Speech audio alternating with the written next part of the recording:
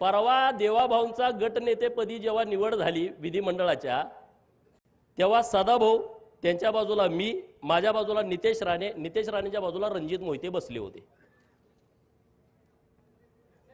Central हॉलला.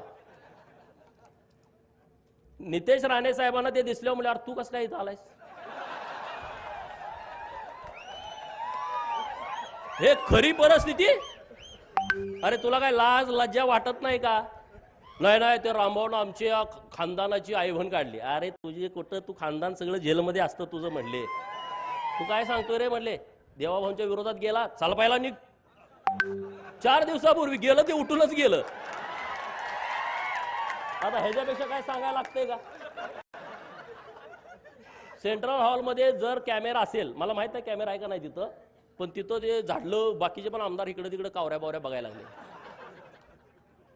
वाघाच्या पोटी वाघ जन्माले तशी ती आहेत.